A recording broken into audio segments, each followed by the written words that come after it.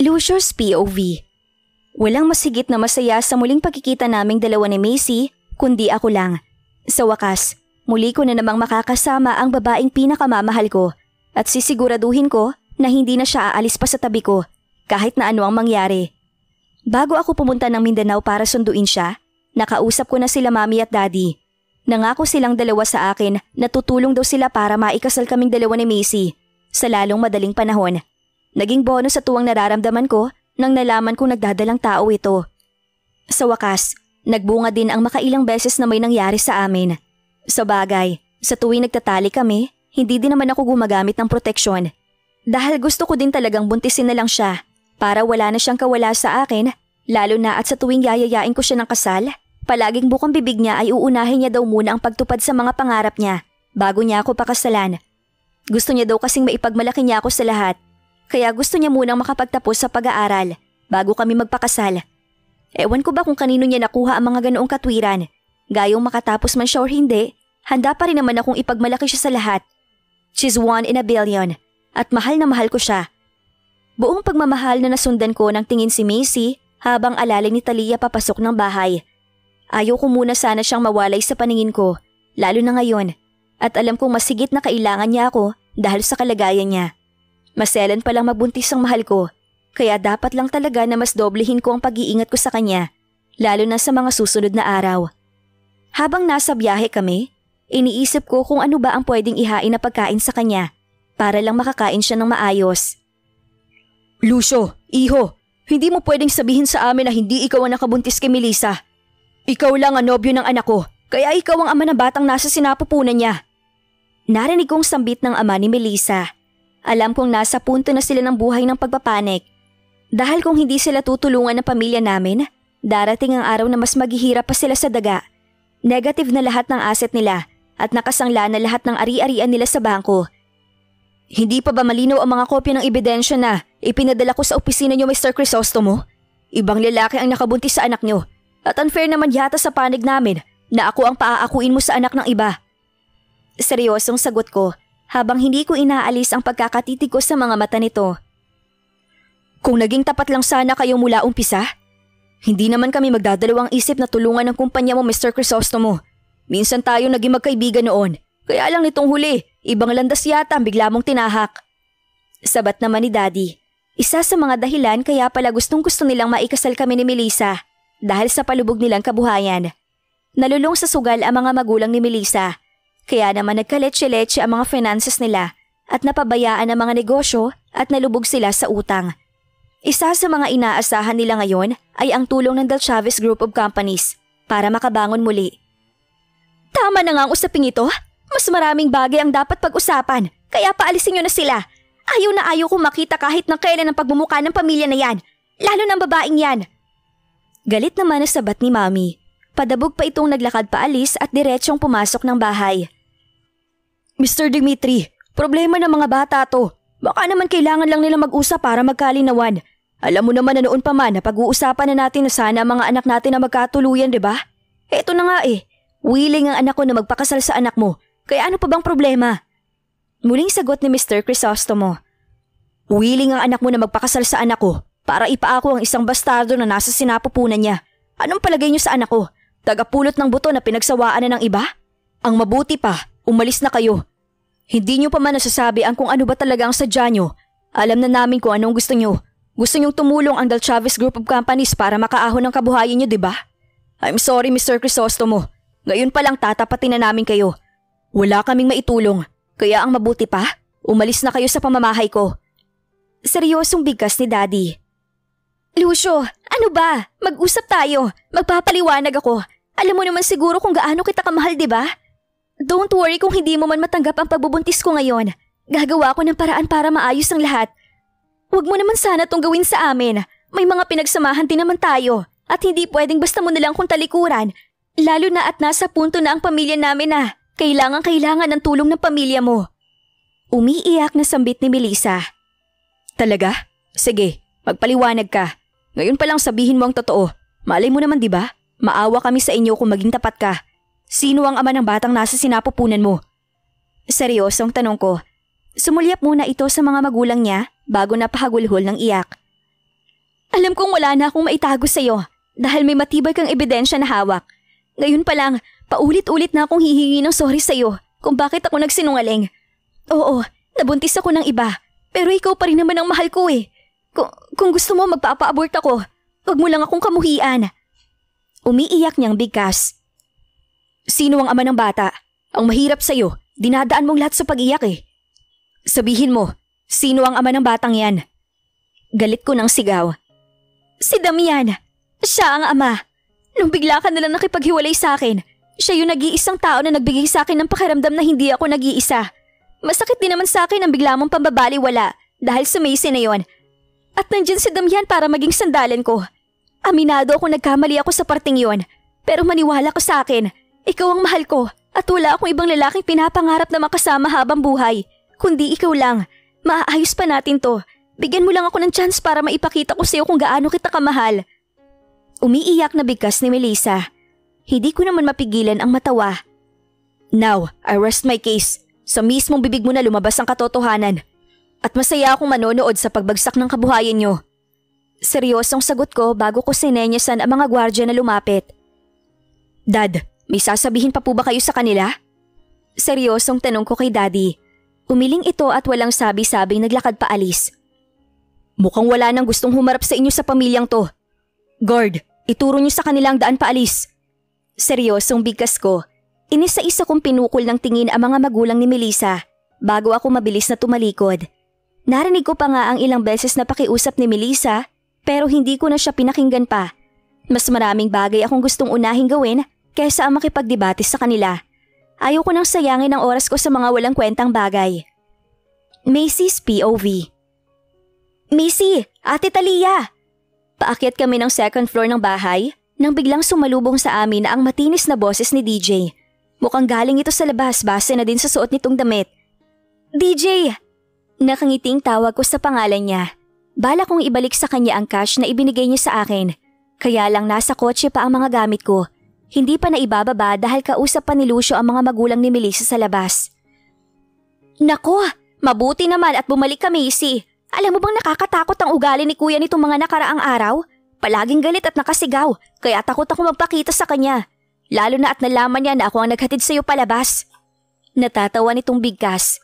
Hindi naman ako nakaimik. Sobrang nakakaramdam pa rin kasi ako ng guilt sa pag-alis ko. Ate Talia, mabuti naman at umuwi ka na. Akala ko talaga mababawasan na ng sakit ng ulo ang pamilya natin eh. Saan ka ba galing? In fairness ha, sobrang namiss ka namin. Si Talia naman ang pinagbalingan ni DJ. Abot hanggang tenga ang ngiti sa labi nito, hanggang pinagmamasdan ang kanyang ate Talia. Hey, wag mo na muna akong kausapin. Tsaka wala akong balak na magkwento kung bakit ako biglang umuwi dito sa Pinas, no? Kaya tigilan mo yung pagiging tsismoso mo. Masungit na sagot ni Talia sa kapatid niya. Inakay niya ako paakyat ng hagdan, kaya wala na akong choice pa kundi ang magpatianod na lang. Ang sungit. Yari ka kila mami at daddy mamaya. Masasabon ka talaga ng mga nun. Tsaka narinig ko na nag-usap sila mami at daddy. Grounded ka daw ng mga 2 taon dahil bigla ka nila nag-drop out dun sa pinapasukan mong school.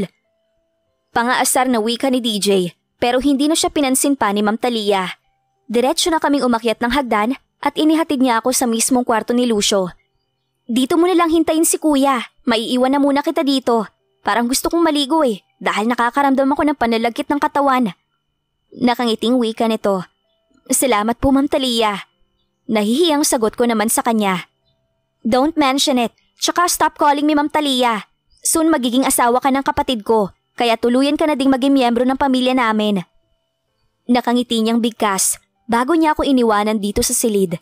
Nang maiwan akong mag-isa, mabilis naman akong pumasok sa loob ng walk-in closet para maghanap ng pamalit na damit. May mga damit din ako dito sa loob ng kwarto ni Lucio dahil dito din naman ako sa kwarto niya natutulog minsan.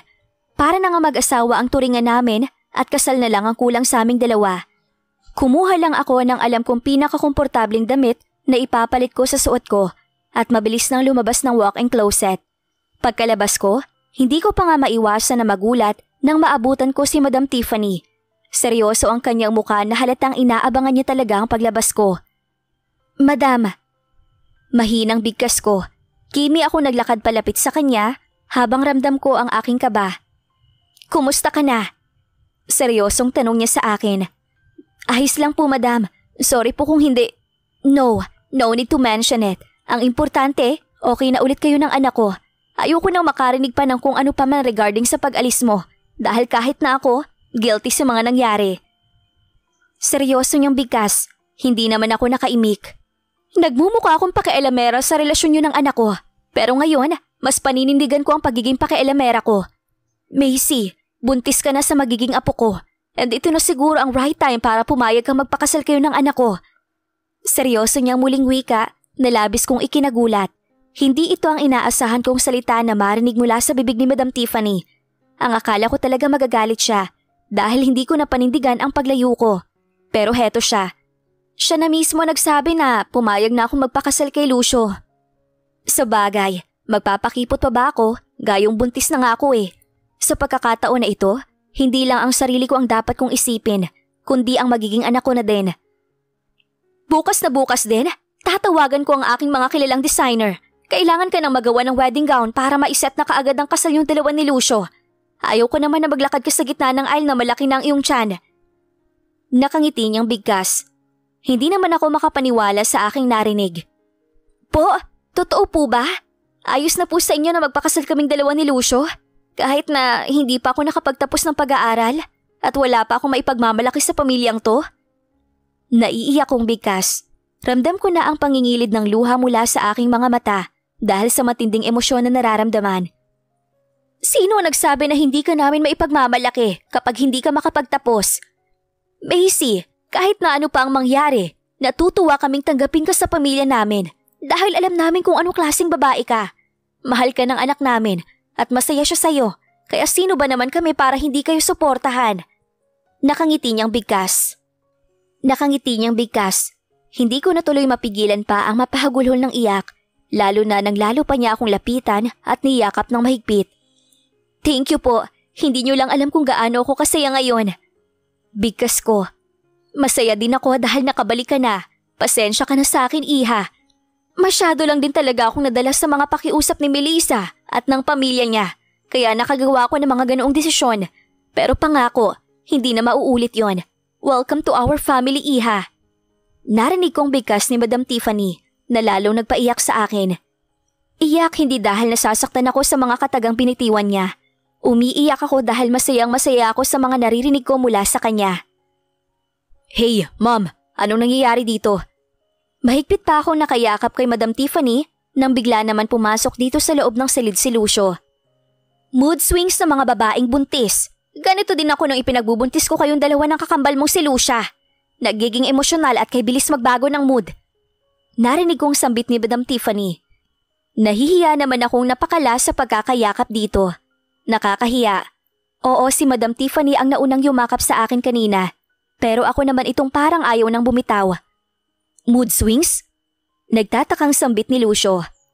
Huwag mo nang pagtuunan ng pansin. Teka, anong ginagawa mo dito? Nasaan na mga buwisita? Nagtatakang tanong ni Madam kay Lucio. Pasimple ko namang pinunasan ang luha mula sa aking mga mata dahil nakakahiya. Umiiyak ako. Gayong kung tutuusin, masaya naman sana ako. Pinaalis ko na.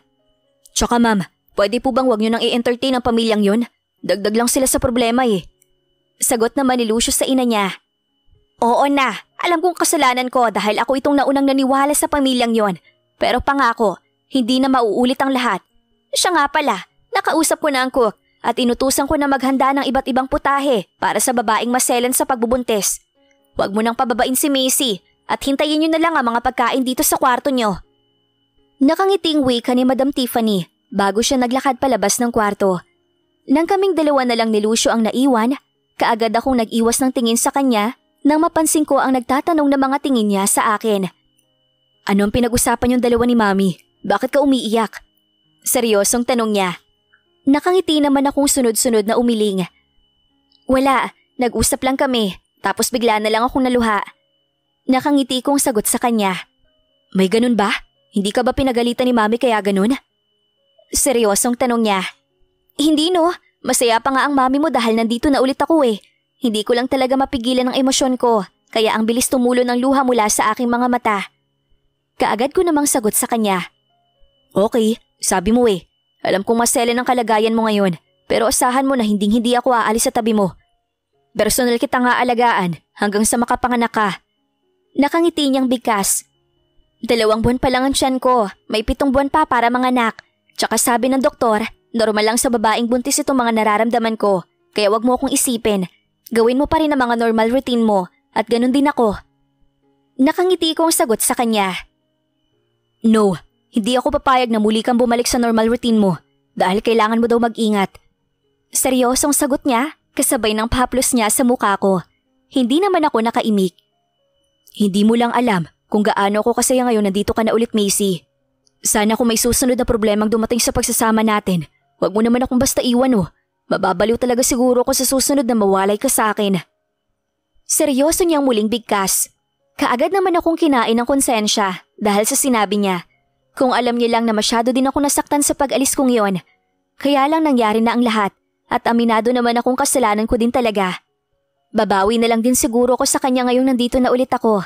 Ipaparamdam ko din sa kanya kung gaano ko siya kamahal at gaano siya kahalaga sa akin. Sorry, mahinang bulong ko sa bayo ko. Nakakakonsensya kaya. Alam ko naman kung gaano niya ako kamahal pero nagawa ko pa ring umalis. No need to say sorry. Nangyari na ang lahat at ngayon nandito ka na ulit. Hayaan mo mapagsilbihan kita. Kayong dalawa na magiging baby natin. Seryoso niyang bigkas kasabay ng pagdampi ng labi niya sa noo ko. Hindi ko naman maiwasan na mapangiti dahil sa ginawa niyang iyon. Hindi na ako nakapagpigil pa at mahigpit na akong napayakap sa kanya. Sa wakas, nandito na ulit ako sa tabi niya. Magkasama na ulit kami at masaya na ako doon.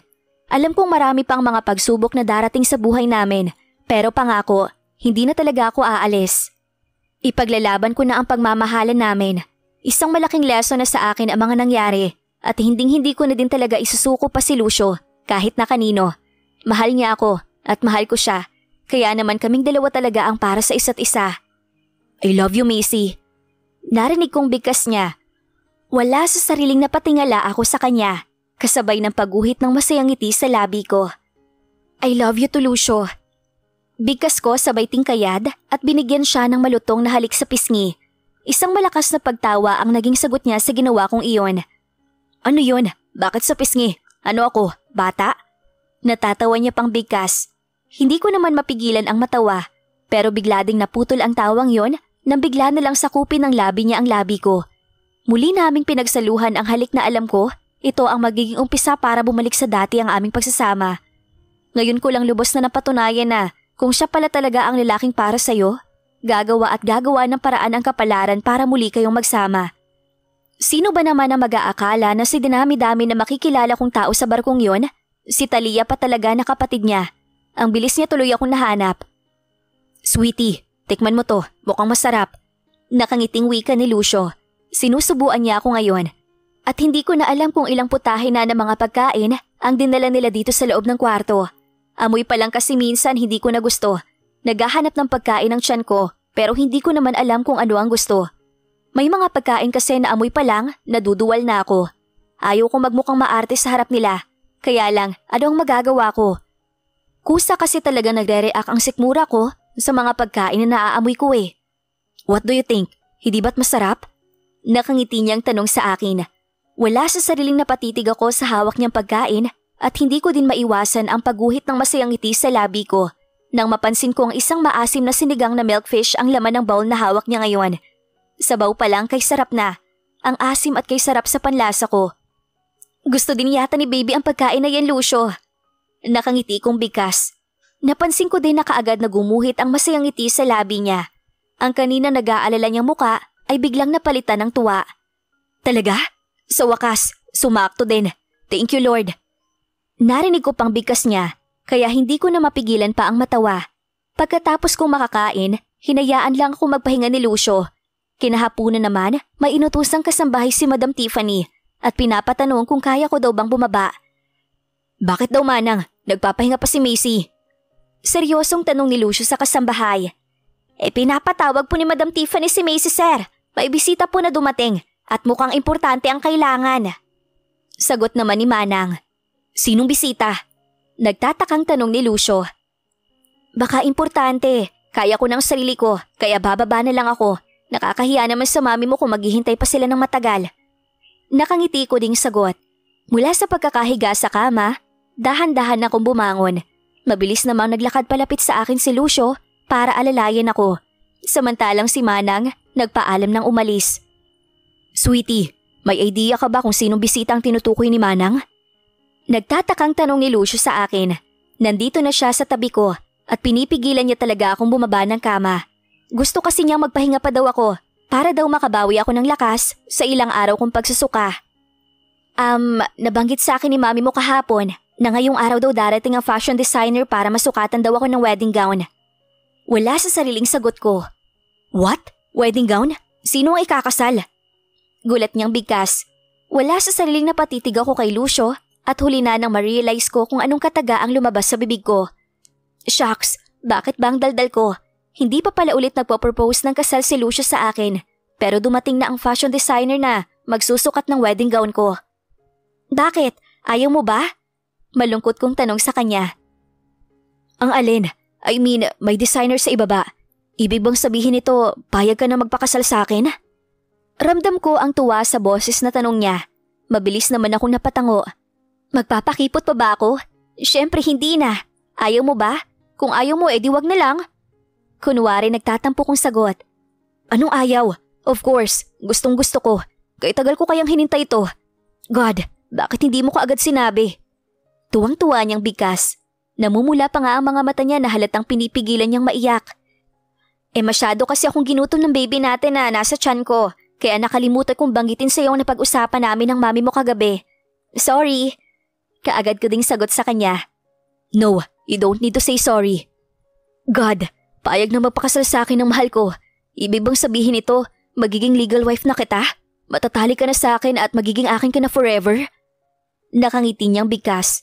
Hindi ko naman mapigilan ang maluha dahil sa tuwang nararamdaman, lalo na at kitang-kita ko kung gaano siya kasaya ngayon. Oo naman, sa'yo lang ako Lucio. Ikaw ang hero ko, ikaw ang savior ko, kaya ikaw lang din ang mamahalin ko habang buhay. Naiiyak kong sagot sa kanya. Masuyo niya naman akong hinawakan sa magkabilaan kong pisngi at buong tamis akong hinalikan. Thank you, Macy. Hindi mo lang alam kung gaano ako kasaya ngayon. Promise, magiging mabuti akong asawa sa'yo. Hinding-hindi kita paiiyakin at mamahalin kita habang buhay. Of course, magiging mabuti din akong ama sa magiging mga anak natin. Halos maiyak niya na ding sambit. Wala sa sariling mahigpit na napayakap ako sa kanya. Thank you sa pagmamahal mo sa akin, Lucio. Hindi ko din akalain na mararanasan ko pa ang ganito kasayang buhay. Huwag kang mag-alala, ipinapangako ko din sa'yo na ikaw lang ang mamahalin ko habang buhay. Magiging mabuti akong ina sa mga anak natin at magiging mabait akong asawa sa'yo. Umiiyak kong bigkas. Isang mahinang pagtawa ang naging sagot niya sa akin bago niya ako kinintalan ng matamis na halik sa labi. Wedding day. You may now kiss the bride. Anunsyo ng pari pagkatapos ng seremonya ng kasal naming dalawa ni Lucio. 2 buwan ang mabilis na lumipas at sa loob ng 2 buwan ay nakita ko kung gaano kaabala ang mga taong nakapaligid sa amin, lalo na si Mami Tiffany na nag-facilitate talaga para maging perpekto ang kasal naming dalawa ni Lucio. Hindi kasi ako masyadong makakilos dahil sa sobrang sela ng pagbubuntis ko, which is naiintindihan naman nila. Sa sobrang hiya nga na nararamdaman ko sa kanilang lahat, minsan ko nang sinuggest na pagkatapos ko nalang manganak idaos ang kasal naming dalawa ni Lucio para makatulong ako sa preparation, pero ayaw talagang pumayag ni Mami Tiffany. Dapat daw bago lumaki ang tiyan ko, naiharap na daw ako ni Lucio sa dambana. Iba pa rin daw na may blessings ni Lord ang pagsasama namin, which is pabor naman sa akin yon. I love you. Nakangiting bigkas ni Lucio sa akin bago niya inangkin ang labi ko sa harap ng maraming mga bisita na naging saksi sa pag-iisang dibdib namin. Binigyan niya ako ng masuyong halik sa labi, kasabay ng masigabong palakpakan na narinig ko sa buong paligid. Present ang lahat ng mga kamag-anak ni Lucio, lalo na ang lolo at lola niya. Nakitang-kita ko ang tuwa sa mga mata habang pinapanood kami. Masaya ako dahil katulad nila Mami Tiffany at Daddy Dimitri, buong puso akong tinanggap nila Lola Criselda at Lolo Fergus na maging asawa ng apo nila. Naging saksi din sa kasal namin ang nag-iisang kapatid ni Mami Tiffany na si Tito Cedric. Kasama nito ang may bahay na si Tita Francine. Present din ang kakambal ni Lucio na si Lucia kasama ng gwapo nitong asawa na si Corton. Present lahat ng mga pinsan kasama na sila Rika at Aldrin, Roby at Sarah at ilan pang mga malalapit na kaibigan. Masasabi ko na napaka-memorable ng kasal naming ito, kahit na si Manang Petra lang sa mga kamag-anak na meron ako.